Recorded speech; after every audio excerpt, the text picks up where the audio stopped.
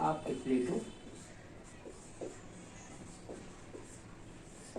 सबसे पहले तो जानने की ये कोशिश करते हैं कि जो राजनीतिक दर्शन की शुरुआत होती है, जो राजनीतिक दर्शन की शुरुआत होती है वो आपका प्लेटो को माना जाता है। ठीक है, राजनीतिक दर्शन की शुरुआत किससे मानी जाती है?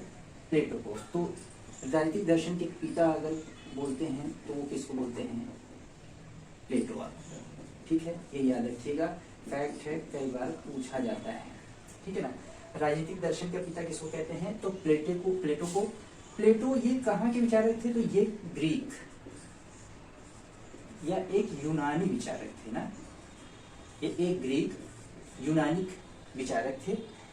इनका जो विचार था वो फिलोसफिकल बेस्ड था, फिलोसफिकल बेस्ड, या इसको कहेंगे आपकी जो है आदर्शवादी विचारक।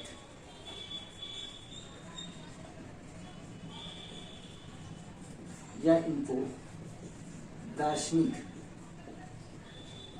राजनीतिक विचारक भी आप कहते हैं।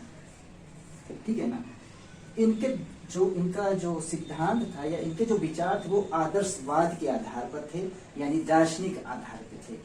ये फैक्चुअल या यथार्थ की बात कम करते हैं, यथार्थ की बात कम करते हैं, याद रखिएगा, ये आगे बहुत जगह काम आएगा।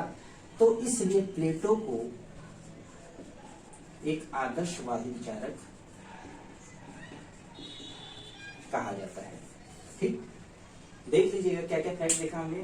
पहले तो इनको राजनीतिक दर्शन का पिता कहते हैं, ये इंपॉर्टेंट पॉइंट है और ये कई जगह क्वेश्चन पूछा गया है।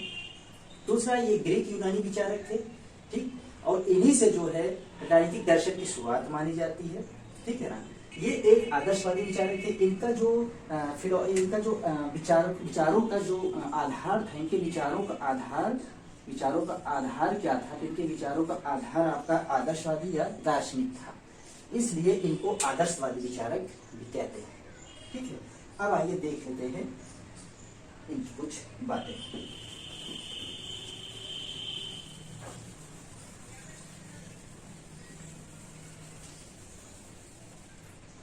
तो एक विचारक हैं C.L. वेपर। C.L. वेपर कहते हैं कि पाश्चात्य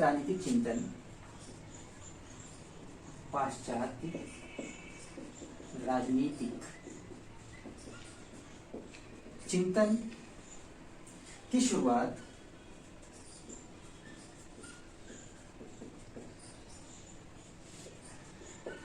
प्लेटो और अरस्तु से माना जाता है। ठीक, नोट डाउन करिएगा, माना जाता है।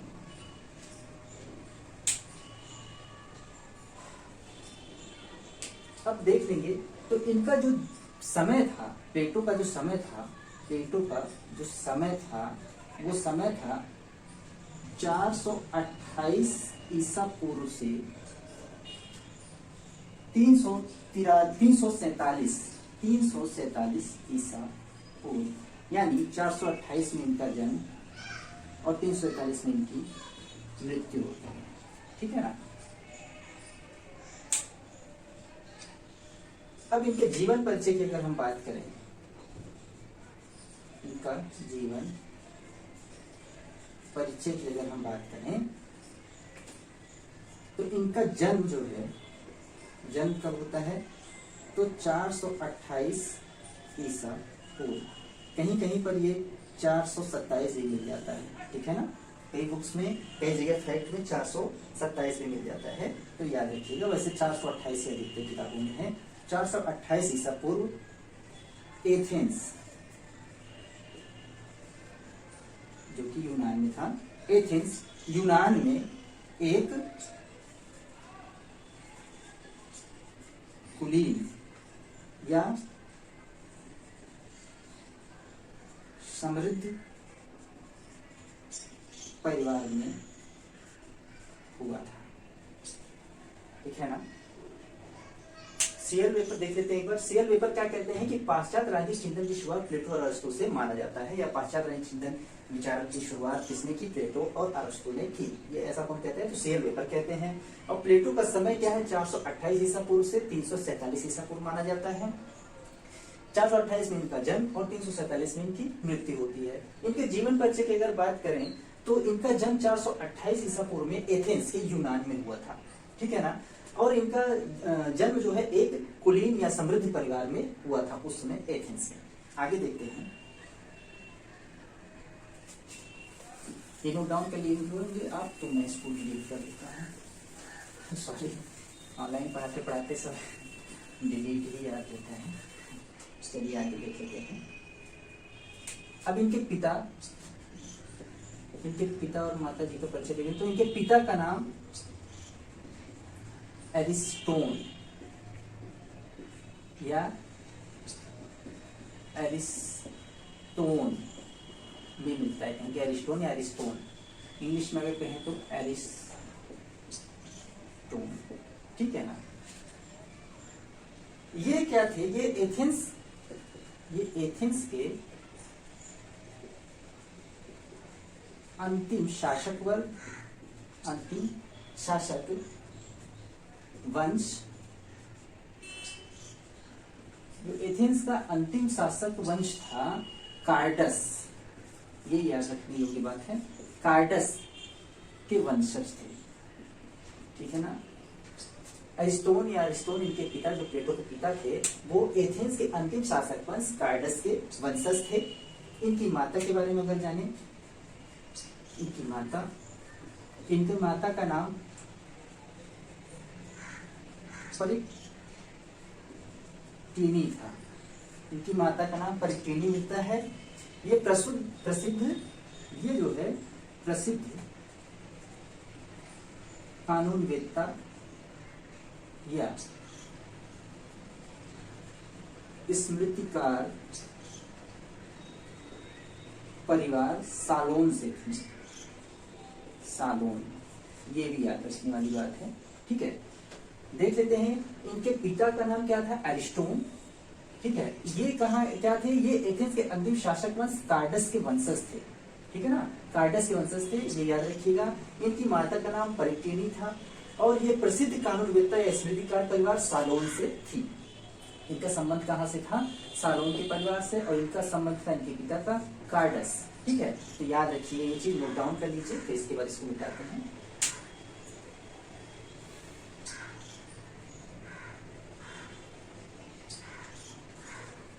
चलिए आगे देखेंगे।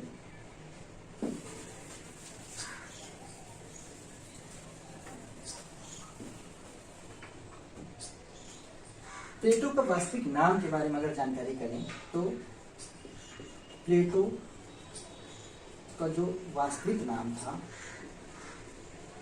प्लेटो का वास्तविक नाम हमें अरिस्टोक्लीज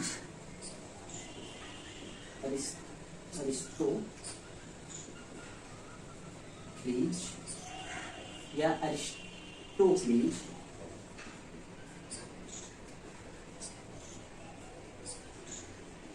एरिस्टोटल मिलता है, ठीक है ना। इनका वास्तविक नाम एरिस्टोक्लीज या एरिस्टोटल मिलता है। अब अगर इनका ये जो नाम प्लेटो की बात करें तो प्लेटो नाम कैसे आया? तो प्लेटो नाम इनके जो व्यायाम गुरु थे, जो व्यायाम शिक्षक थे, उनके द्वारा दिया गया था। कारण कि इनका जो सुदृढ़ और बलशाली शरीर था, इनका शरीर कैसा था? चौड़ा और चपटा, ठीक है ना। इसी कारण से इसका नाम जो है प्लेटो रखा गया। तो प्लेटो का अर्थ ही क्या होता है? चौड़ा और चपटा। तो चौड़ा और चपटा कई बार पूछा गया है कि प्लेटो का अर्थ क्या होता है। तो चौड़ा और चपटा याद रखिए, कई बार क्वेश्चन पूछा गया है, पीजीटी वगैरह में कई बार आता है। तो इसको याद रखने का एक छोटा सा फॉर्मूला याद रख लीजिए, चाचा। ऐसे कभी भी बोल देता चौड़ा चपटा, चौड़ा लंबा, इस टाइप की चीजें पूछ लेता है। तो लेकिन यहाँ पर चौड़ा और चपटा है तो इसको चाचा से याद रखेंगे। चाचा आ जाएगा तो चौड़ा चपटा, ठीक है। अब प्लेटो को जो है प्लेटोन शब्द से बना था, ठीक है ना। प्लेटोन शब्द से बना है। प्लेटो जो है प्लेटो सबसे बना है। और प्लेटो का अरबी में इसका अर्थ जाने तो अफलातून होता है, अफलातून। तो प्लेटो का एक नाम अफलातून भी मिलता है। ठीक, तो देखिए कई नाम हो गए, अरिस्टोक्लीज या अरिस्टोटल।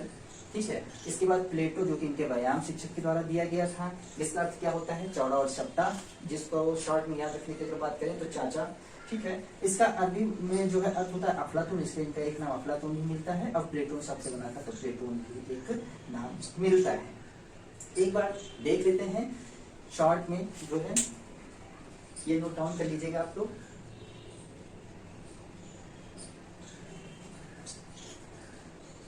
चलिए आज एक बार जो है रिवाइज कर लेते हैं, यहीं तक आज रखेंगे, छोटी सी क्लास है। बस मैं देखना चाह रहा था अगर आप लोग इस पे रिस्पॉन्स करते हैं और अगर आगे क्लास अगर आपको चाहिए होगी तो मैं इसको बनाऊंगा, अन्यथा इसको मैं बंद कर दूंगा।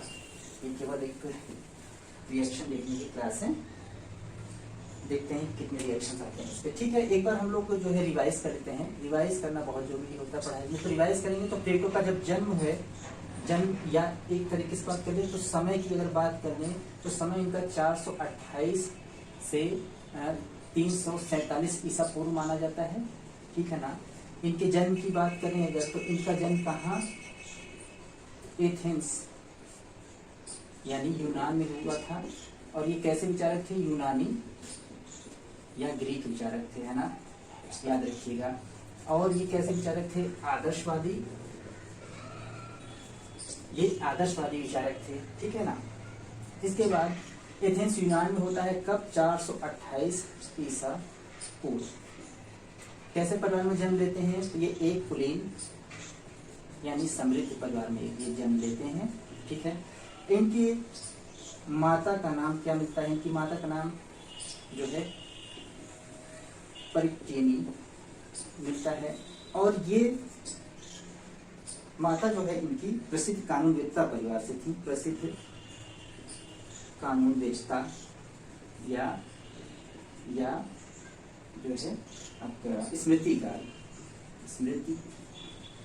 परिवार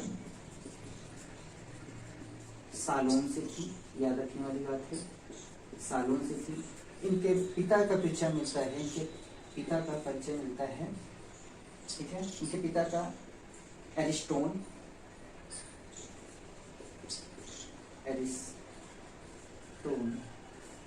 मिलता है। ये क्या थे, ये एथेंस के